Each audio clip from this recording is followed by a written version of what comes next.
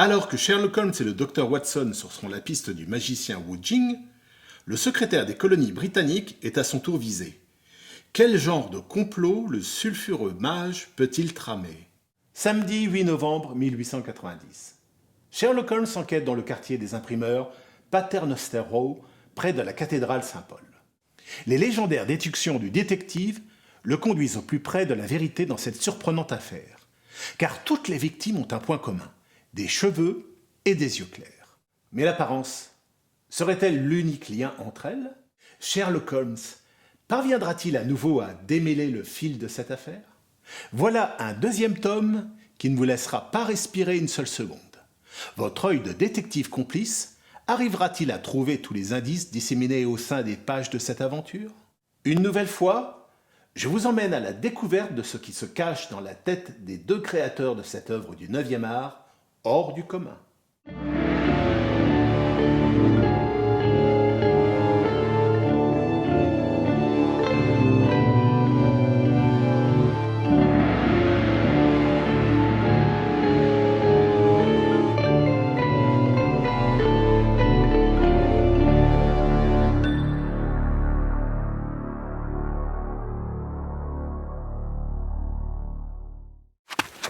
Élémentaire, mon cher Watson.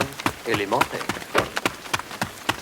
Bienvenue cette fois-ci dans le studio de Share Unlock pour parler ensemble du tome 2 de votre bande dessinée Dans la tête de Sherlock Holmes. Le chemin semble tortueux pour nos deux enquêteurs. Le lecteur va-t-il devoir évoluer à tâtons à travers un fog épais, à l'instar de la couverture du tome 2? Alors, pas tout à fait, puisque évidemment, le but de la BD, c'est aussi que le lecteur puisse suivre le raisonnement de Sherlock Holmes et presque enquêter en même temps que lui. Et pour ce faire, comme dans le tome 1, bien sûr, il y a toujours le fil rouge qui va lui permettre de se guider, de se repérer, soit pour accrocher avec Sherlock Holmes les indices que ce dernier va collecter tout au long de l'album, et également pour suivre l'ordre des cases, parce que comme Benoît a fait une mise en page un peu particulière, c'est pas toujours évident de pouvoir se repérer, donc ce fil rouge aide le lecteur à suivre le bon déroulement des cases. Et donc non, on ne le laisse pas complètement dans le brouillard, même si évidemment l'ambiance du brouillard londonien peut être là quand même. On espère que c'est suffisamment fluide quand même pour ne pas perdre le lecteur. Après, bon, alors, la fumée de tout type est très présente dans toute la BD. Donc il y a évidemment la pipe de Sherlock Holmes, c'est la première chose à laquelle on pense. Il y a le fog londonien et on pourrait dire le smog du coup en pensant à l'industrialisation. Donc c'est vrai que les occasions de représenter la fumée sont légion. Et moi j'aime bien parce qu'en plus comme c'est le dessin, il y a l'architecture victorienne et le dessin est très propre et j'aime bien le fait que la fumée vient casser ces lignes droites. Ça met un peu de folie, on va dire, dans le dessin qui pourrait être un peu rigide sinon. Dans la galerie de portraits, on pourra découvrir l'acteur Charles Gray sous les traits de Mycroft Holmes. La série Granada a-t-elle été aussi une référence, tout comme Peter Cushing? Évidemment, bien sûr. Oui, bah forcément, on est aussi fan de la série Granada de la BBC. Jeremy Brett, bah, très grandiose, bien sûr. Donc cette série, elle est excellente et c'est forcément une énorme référence pour nous, bien évidemment. Et en cherchant quel visage j'allais donner à Mycroft, c'est vraiment Charles Gray qui me venait tout le temps parce que je pensais effectivement à la série. Et il faut bien reconnaître qu'il a un physique tellement impressionnant, coupé au couteau, il est vraiment très impressionnant. Donc je me suis vraiment fait plaisir. C'est pas un portrait impeccable, je suis pas dans le portrait ou dans la caricature, mais je me suis bien amusé à ça, quoi. Un peu comme on avait choisi Peter Cushing comme base, même si c'est pas non plus un portrait parfait pour Sherlock Holmes. Là pour Mycroft, c'est clairement Charles Gray, ouais. Et pour John Watson, pour le docteur Watson, est-ce qu'il y a eu une inspiration aussi? Alors, il n'y a pas c'est pas aussi marqué, non, j'ai pas un modèle, mais c'est vrai que je pensais quand même plus à Burke, qui est le premier Watson dans la série Granada aussi, encore. Donc on va dire, c'est lui que j'avais en tête, mais j'ai encore moins essayé de faire un portrait. On peut pas dire que ça lui ressemble vraiment, mais donc c'est moins précis pour Watson. Par contre, tu as fait un Watson qui a une allure militaire, c'est-à-dire un vrai militaire, alors que c'est vrai, la plupart du temps, dans les adaptations cinématographiques, on voit un Watson qui est plus un faire-valoir. Donc, tu es plus revenu un petit peu à l'origine de ce qu'il y avait vraiment. C'est une très bonne remarque, effectivement, parce qu'on avait pensé à ça et on a eu envie d'opposer le côté Sherlock Holmes extrêmement maigre avec un Watson, alors surtout pas gros comme on a pu le voir dans pas mal d'adaptations, mais de revenir, comme tu viens de dire, sur le côté militaire, et que du coup c'est tout à fait crédible qu'il soit un petit peu baraqué, ça nous plaisait bien.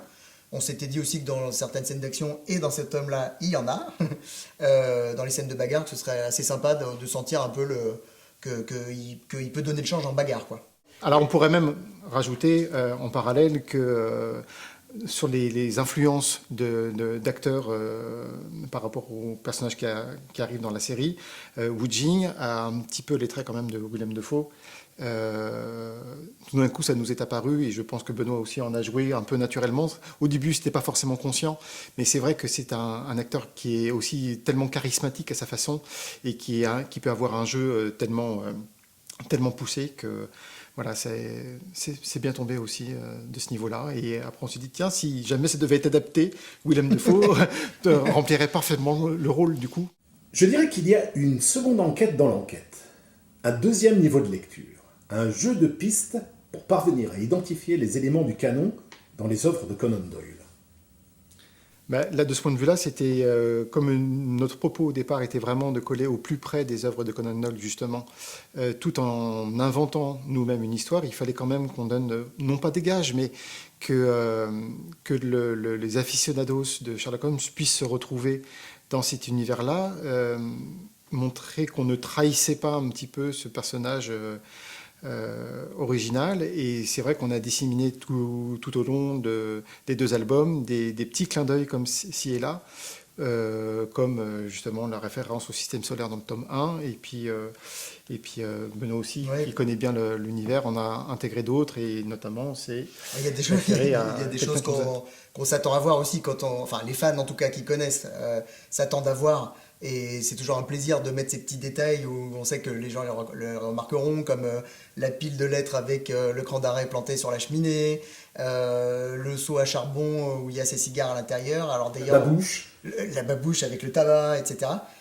Pour le seau à charbon, d'ailleurs, je tiens à remercier Thierry Saint-Joannis qui m'a précisé quel était le type de seau à charbon utilisé pour ça. Il m'a aussi aidé on se posait la question de est-ce que c'était imaginable d'avoir Sherlock et Watson montés à cheval et non pas dans une calèche. Il m'a répondu en m'envoyant une photo de Jeremy Brett sur le tournage à cheval. Et donc voilà, on s'est permis de mettre un Sherlock à cheval. Donc tous ces éléments, bah oui, voilà. Après c'est du bonus en fait, c'est des épices pour les connaisseurs. Pour ceux qui connaissent pas, c'est à la limite ils s'en rendront peut-être même pas compte. Il faut pas que ça gêne notre histoire, la fluidité, quoi. Le théâtre chinois est au centre de l'intrigue. Est-ce à dire que les personnages vont devoir naviguer au milieu d'un théâtre d'ombre, où tout semble n'être qu'illusion? Alors oui, bien sûr, comme l'ennemi de Sherlock Holmes, Wu Jing, dans cette histoire, utilise le théâtre dans son plan, et de manière vraiment active et sophistiquée, on va dire. Évidemment qu'il y a des faux semblants qu'on ne va pas dévoiler, mais oui, il joue sur les identités, etc. Et ça, pour aussi troubler Sherlock Holmes, bien évidemment. Est-ce que Wu Jing apparaît un petit peu comme une espèce de Moriarty, mais un Moriarty peut-être plus acerbe? Alors, comme on le mentionne brièvement dans l'album, il a une grosse différence avec Moriarty, c'est que justement il est dans le show, dans le spectacle, ce qui n'est pas du tout le cas de Moriarty, qui au contraire base toute sa technique sur le fait qu'il est invisible et donc qu'il passe partout. Voilà. Donc c'est la grosse différence. Le point commun, bah oui, c'est quand même le génie du crime à grande échelle. À travers la couverture, on aperçoit donc un Sherlock Holmes avec une cape Inverness et un Deerstalker, tel qu'on l'a vu souvent représenté au cinéma. Alors que dans les romans, il apparaît en tenue de ville avec chapeau haute forme. Pourquoi ce choix? Ben, en fait, c'est là où typiquement c'est le genre de personnage qui finit par échapper à son créateur, où il y a d'autres personnes qui s'approprient un personnage et l'interprète. Et donc là, c'était le cas au théâtre, puisque les premières représentations au théâtre ont été faites avec un Sherlock Holmes, avec le Deerstalker et la cape d'Inverness. Et c'est tellement entré dans la culture, presque dans la pop culture actuellement, et dans l'imaginaire collectif, que Sherlock Holmes est habillé comme ça, que même d'ailleurs sur la couverture du premier album, quand on voit la découpe, il est avec le Deerstalker. Et seulement, c'est pas une tenue qui normalement est adaptée à la ville, c'est une tenue de campagne. Donc, comme dans l'album, sans en dévoiler à un moment donné, ils vont quitter Londres pour aller vers la campagne, là, il nous semblait du coup légitime que Sherlock Holmes enfile son vrai costume de Sherlock Holmes, j'ai envie de dire, en tout cas pour l'imagerie populaire. Et ça permet de le reconnaître, c'est-à-dire que c'est presque son identité de super détective. Mais à contrario, quand il est en ville, comme il n'y a pas lieu d'être, et ben dans ces cas-là, c'est comme dans les romans, on colle au plus près des romans et il est habillé avec son costume de ville. Oui, et puis en plus, avant le théâtre, il y avait les illustrations de Sidney Paget qui ont inspiré, du coup, notamment le théâtre. Et puis ensuite, bah, ça a fait boule de neige avec le cinéma, etc. Donc, si je ne me trompe pas, je crois que la première illustration où on le voit dans cette tenue, c'était dans le Mystère du Val-Boscombe, où ils prennent le train pour aller à la campagne, et donc il est en tenue de campagne. Voilà. Cyril, au niveau de l'écriture du scénario, est-ce complexe de se plonger dans la tête de Sherlock Holmes? Alors, c'est comme on finit par bien connaître le personnage, c'est pas compliqué de se plonger dans le personnage et de le faire réagir comme il réagit dans les romans. En revanche, ce qui est beaucoup plus compliqué, et d'ailleurs c'est vraiment un travail qu'on fait en binôme avec Benoît, c'est-à-dire de comment s'articule sa pensée au moment où il résout ces petites énigmes, ces petites enquêtes, sa façon de collecter les indices, comment il agence tout ça dans sa tête. Là, oui, ça demande beaucoup de réflexion. Après, il y a donc pour tout ce qui est de son attitude, ça non, on le connaît bien, on l'entend presque parler lorsqu'on écrit ses dialogues. Après, on s'est aussi amusé dans cet album-là à un petit peu aborder ses considérations morales. C'est-à-dire que c'était aussi un homme de son temps. C'est-à-dire que c'est un homme qui a une quarantaine d'années environ, 45 ans, et qui évolue dans les années 1890. Et donc, fatalement, il fait partie de son temps. Il a des considérations de cette époque-là. Et on les a un petit peu abordées dans l'album. Comment il aurait réagi. Voilà. Dans ce contexte-là. Et est-ce que Sherlock Holmes, pour toi, est un personnage qui est très axé sur l'époque victorienne, par rapport à l'époque, justement, où vous placez la bande dessinée qui est en 1890, ou c'est quelqu'un qui commence à mettre un pied vers quelque chose de plus moderne? Alors, à la base, alors là, je vais juste répondre pour moi, et effectivement, c'était quelqu'un qui était très ancré dans cette époque-là, l'ère victorienne. Et finalement, je me suis rendu compte qu'avec l'adaptation de Sherlock à la BBC actuelle, il était tout à fait actualisable assez facilement, finalement. Moi, je craignais beaucoup, avant de voir les premiers épisodes, qu'est-ce que ça allait donner, comment il allait être traité, et finalement, ça se marie bien. Donc, mais...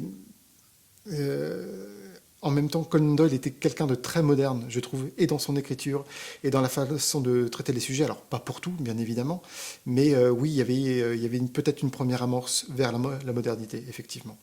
Et est-ce que ça aurait été envisageable, par exemple, de le placer dans une époque moderne au lieu de le placer dans une époque victorienne? Pour nous, non. Clairement pas. C'est-à-dire que ça faisait... je crois que ça ne nous a même pas effleuré une seule seconde. On avait envie, parce déjà en plus on est des amoureux de l'ère victorienne, donc on avait envie de retrouver cette ambiance, on en parlait tout à l'heure, du fog londonien, etc., de ce côté aussi malfamé, tout l'imaginaire que ça véhicule, etc., ça fait partie du flavor, et de la BD, des romans, etc., tout ça s'est imbriqué, et pour nous, le faire évoluer dans une époque actuelle avec les voitures et les téléphones portables, c'était pas du tout notre propos. Donc non, ça c'était pas... On n'y a pas pensé. En tant que dessinateur, quelle est la limite ou les transgressions que tu t'accordes avec la réalité historique de l'époque victorienne? Alors comme dans le premier tome où on essaye au maximum d'inclure des lieux réels qui ont réellement existé, si on peut retrouver des traces de à quoi ça ressemblait, je l'inclus dans le dessin. Dans le tome 2, alors il y a un peu moins, parce que il y a moins de lieux différents, voilà, tout simplement. Mais on essaye de coller au plus près quand même de lieux existants. Et notamment, alors en personnage réel, il y en a un seul qui a vraiment existé. C'est le secrétaire des colonies Knutsford, qui a réellement existé. Donc on ne s'est pas permis de... il y a sûrement des descendants, ce monsieur, donc l'idée n'est pas de salir sa mémoire. Donc il a un rôle qui reste neutre, on va dire, on ne parle pas de son caractère. Mais en tout cas, c'est un personnage politique qui a réellement existé. Sinon, en dehors de ça, les autres personnages, non, c'est que des personnages fictifs qui sont juste bien trempés dans leur époque, inspirés de leur époque. Donc voilà, on fait pas de la BD historique, ça reste de la fiction. Et il faut bien reconnaître que d'ailleurs là-dessus aussi Conan Doyle dans ses livres, c'était rarissime, voire peut-être jamais, là ça me vient pas, qu'il incluait des personnages réels. Il s'inspirait régulièrement de personnages qui ont existé à plein d'occasions, mais c'était jamais des personnages réels. Donc on a un petit peu respecté cette manière de faire. En parlant des monuments célèbres de Londres, tu as utilisé donc le Royal Albert Hall. Est-ce que tu t'es fait plaisir justement avec ce lieu un peu mythique? Complètement. Alors bon, d'ailleurs, on dévoile pas grand-chose parce qu'on le voit à l'arrière-plan sur la couverture de l'album. Mais oui, bien sûr, comme on cherchait quelque chose de grandiose dans ce contexte de théâtre, où le méchant a un plan basé sur le théâtre, forcément ça vient à l'esprit, vu que c'est le théâtre le plus impressionnant de Londres et visuellement qui est très marquant. Oui, je me suis fait plaisir, bien sûr. Puis quand on a une page où vraiment on le représente déjà de l'extérieur, je l'ai fait en grand. Et puis ensuite l'intérieur aussi, j'ai récolté énormément de documents, j'en ai beaucoup, pour essayer de ne pas faire trop de bêtises sur à quoi ça ressemblait à l'intérieur. Et en plus ça a pas mal évolué avec les années, donc c'était pas évident. Et puis il y a même encore pour se faire plaisir un petit plan même de l'intérieur qu'on voit. Il y a une autre technique aussi que tu utilises au niveau du dessin, dans certaines pages, c'est-à-dire lorsque le focus est mis, par exemple, je veux dire, sur Sherlock Holmes, sur la tête de Sherlock Holmes, on va avoir carrément le découpage des planches, des cases, qui reforment la tête de Sherlock Holmes. Et ça, cette technique, tu vas l'utiliser plusieurs fois avec plusieurs éléments clés. Pourquoi tu utilises un petit peu cette technique? Alors là, c'est vraiment le concept de base en fait, puisque la BD s'appelle Dans la tête de Sherlock Holmes. Alors on le fait pas systématiquement, mais quand il y a une scène, ce qu'on appelle entre nous les scènes mansardes, c'est-à-dire Sherlock Holmes va poursuivre son investigation avec ses ressources intérieures, donc dans sa mansarde, c'est-à-dire son cerveau tel que Conan Doyle l'a décrit dans les livres. Du coup, pour montrer le passage au fait qu'il fait ce voyage intérieur dans sa tête, on remontre son profil. Alors parfois c'est deux faces, c'est pas toujours un profil, avec la silhouette de sa tête qui forme un peu comme un bâtiment, enfin un grenier, quoi, une mansarde, et avec les étages, etc., qui forment les cases à l'intérieur pour ses déductions. Donc il y a par exemple une scène mansarde où il va développer ses thèses et ses expériences, puisqu'il fait des simulations de comment les choses ont pu se passer, sous la forme d'un laboratoire d'analyse chimique, puisque ça colle bien à ce qu'aime Sherlock Holmes. Et du coup, là, je l'ai représenté comme ça sur plusieurs étages, où on voit son laboratoire avec tout un attirail chimique pour lequel j'ai dû pas mal me renseigner aussi parce que j'y connais rien en chimie. J'ai essayé de pas faire trop n'importe quoi. Mais bref, oui, effectivement, on essaye au maximum, puisque c'est le concept de base, de se recentrer à chaque fois quand il y a ce genre de scène avec la forme de sa tête. Pour vous, c'est plus intéressant d'être dans la tête de Sherlock Holmes ou d'être à l'extérieur et de suivre l'enquête et de mener l'enquête? Alors, ce qui est vraiment intéressant, c'est le va-et-vient. En fait, c'est les deux mondes. La réalité et la réalité où on a Holmes, l'enquêteur de terrain. Alors, ce Holmes-là, on est déjà habitué puisque c'est celui qui est décrit dans les livres, bien évidemment. Et donc, ce qui est sympa, c'est ce va-et-vient et d'avoir Holmes qui bascule dans sa mansarde. Et ça, c'est le propos de notre BD, c'est-à-dire de décrire ce qui n'a pas pu être décrit dans les romans de Conan Doyle, puisque le narrateur est Watson, et donc il observe tout de son point de vue à lui. Et d'ailleurs, c'est aussi une petite difficulté, parce que du coup, ça nous empêche en même temps d'avoir des scènes où Sherlock Holmes n'est pas. Puisque, en fait, dans les romans et les nouvelles, c'est Watson le narrateur, et Watson peut très bien ne pas être présent avec Sherlock Holmes et raconter les choses de son point de vue à lui. L'exemple qui me vient tout de suite, c'est Le Chien des Baskerville, où pendant tout un long passage, il n'est pas du tout avec Sherlock Holmes, et il va même lui faire des rapports, etc. Là, du coup, c'est un procédé qu'on ne peut pas utiliser. puisque à chaque fois Sherlock Holmes doit être présent, puisque c'est de son point de vue à lui. Donc ça, c'est une des différences peut-être notables qu'on a par rapport au roman, c'est que finalement, on est toujours en présence de Sherlock Holmes, que ce soit dans sa tête ou dans la réalité. Pensez-vous que c'est le genre enquête policière qui a fait le succès du premier tome, donc je rappelle plus de 60 000 exemplaires vendus, ou l'approche graphique particulièrement originale, ou les deux? Alors là, bien malin qui pourrait dire ce qui fait le succès d'une BD, d'un roman, d'un film. Je pense qu'on a quand même bénéficié de la notoriété de Sherlock Holmes, on ne va pas se mentir. Maintenant, je pense que l'approche graphique de Benoît, bien sûr, intrigue. On voulait vraiment raconter une histoire à la façon de Conan Doyle, en collant au plus près du personnage et en apportant un point de vue narratif un petit peu original. Et notamment le concept d'avoir la couverture trouée comme ça, que Benoît avait déjà expérimenté sur sa précédente série Psycho-Investigateur. Là, si vous vous souvenez, le premier découpage était la tête de Sherlock Holmes, donc c'était pas gratuit. Et en librairie, ça permet d'attirer l'œil. On dit, tiens, d'un coup, c'est presque un objet un petit peu insolite d'avoir une BD comme ça avec cette découpe. Et du coup, on rentre dans la BD et on a envie d'ouvrir la BD. Donc je pense que voilà, on a eu cette chance-là, c'est-à-dire de proposer quelque chose qui a séduit.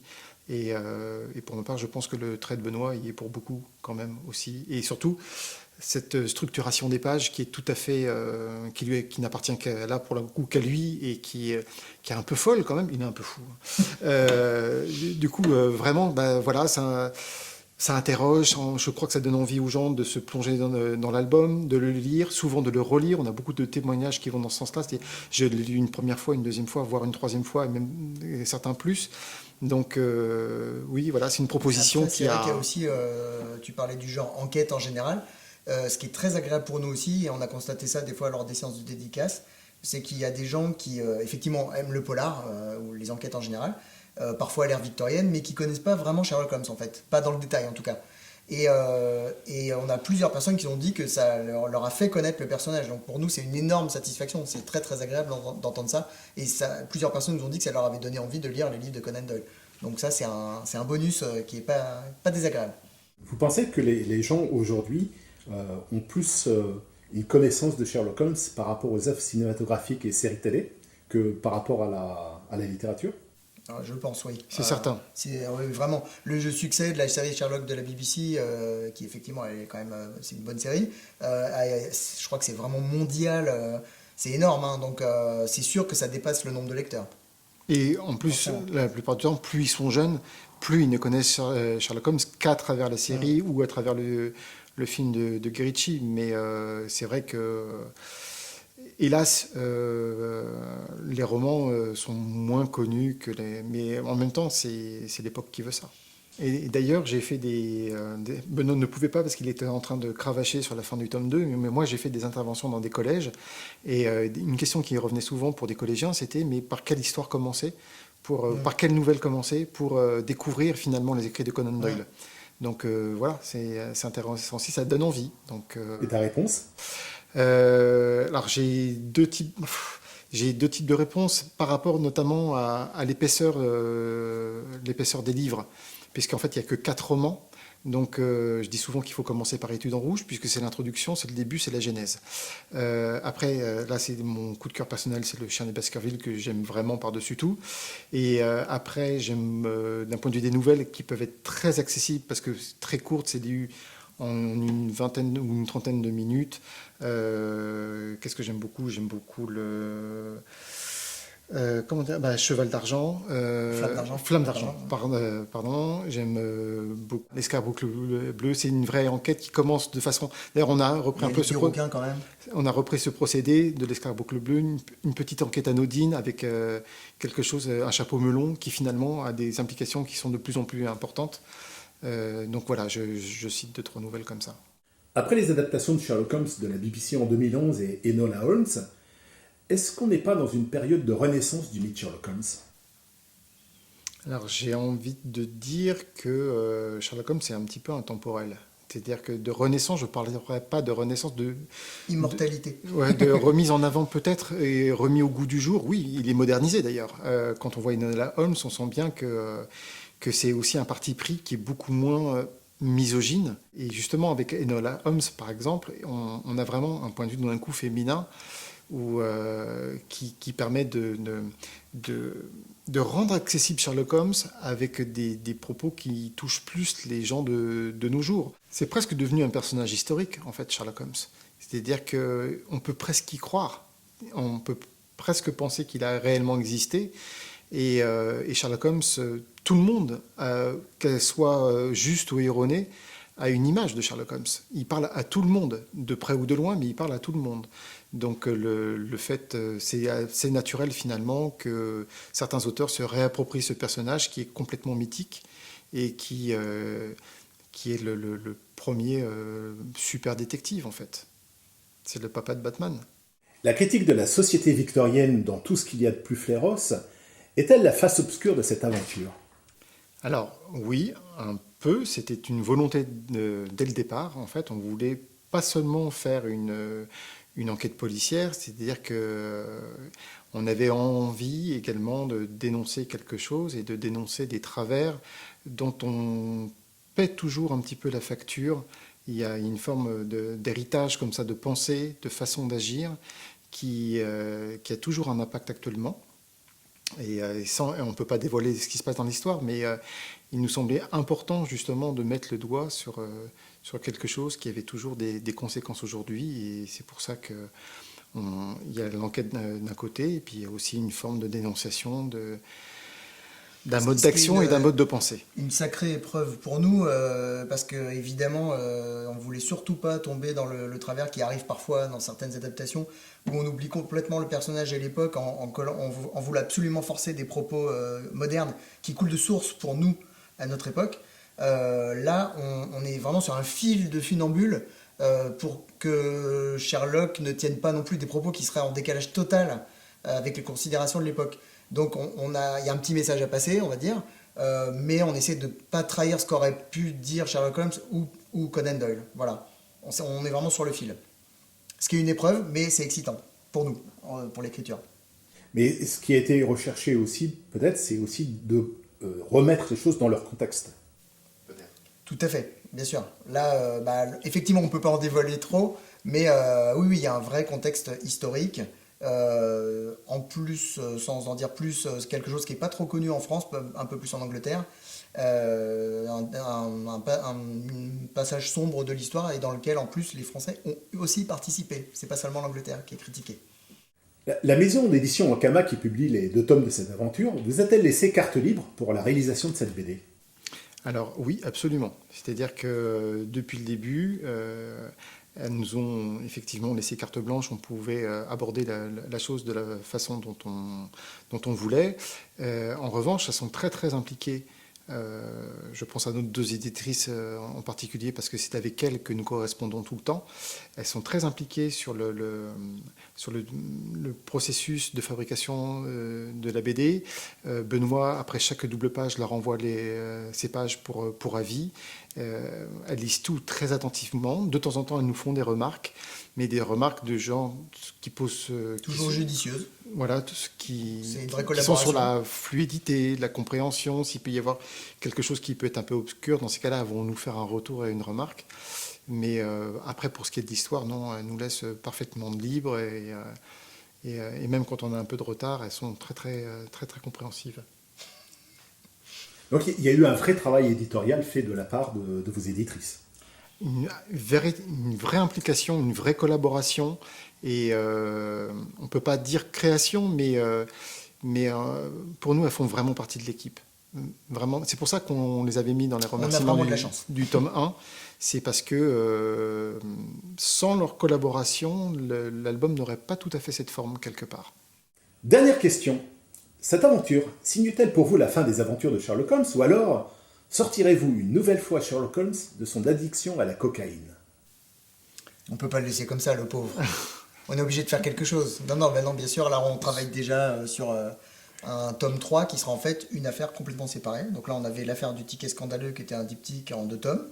Et prochainement une autre aventure qui sera en un seul tome, probablement 62 pages, ça reste encore à confirmer, pour pas faire attendre comme ce qu'on avait fait les lecteurs en plein milieu de l'enquête, on essaye d'éviter. Et là, on travaille activement sur cette nouvelle affaire. Activement. Ouais. C'est-à-dire que là, nous revenons d'un séjour de travail où on a passé 8 jours ensemble, où on travaillait toute la journée justement à l'écriture du Sur le scénario. scénario. Et si vous aviez un mot à donner comme indice, vous donneriez quel mot? Chardon. Au vu du succès de votre bande dessinée, est-il envisagé d'avoir des versions publiées dans différents pays? Alors ça a déjà commencé. Là, il y a ceux qui ont décidé d'adapter de la même manière, c'est-à-dire en 2 tomes séparés, et d'autres pays qui ont décidé de faire une intégrale, donc du coup c'est pas encore sorti puisqu'ils attendaient d'avoir le tome 2 pour pouvoir le faire. Donc on a déjà une version catalane, une version ukrainienne, une version danoise, suédoise, et donc là, en version intégrale, vont sortir bientôt une version alors italienne, espagnol, castillan, allemand, coréen, Chine, ça va sortir en Chine aussi. Russie, Ukraine j'avais déjà dit. Et donc là, la dernière nouvelle, on est très très content puisque Sherlock revient chez lui, en Angleterre, chez Titan Books, en mai prochain. En mai prochain? Ouais, mai 2022. Avec une date de sortie prévue? Alors a priori aux alentours du 22 pour le Sherlock Holmes Day 2022. Bravo. Merci beaucoup. Merci infiniment, c'est un honneur. J'espère que cette affaire vous aura plu et qu'elle vous donnera envie de découvrir les 2 tomes de l'affaire du ticket scandaleux, 2 albums à partager en famille. Des dessins originaux de Benoît Dahan que vous pourrez retrouver lors de l'exposition à la galerie parisienne Artmaniac du 24 septembre au 16 octobre. Le lien sera dans la description. Et je tenais à remercier particulièrement la librairie Critique de Rennes pour l'utilisation de leur ex-libris exclusif et disponible dans la limite des stocks, et dont le lien sera aussi dans la description. Pour soutenir l'émission, n'hésitez pas à lâcher un pouce bleu et à la partager. Si vous avez des questions, laissez un commentaire, j'y répondrai.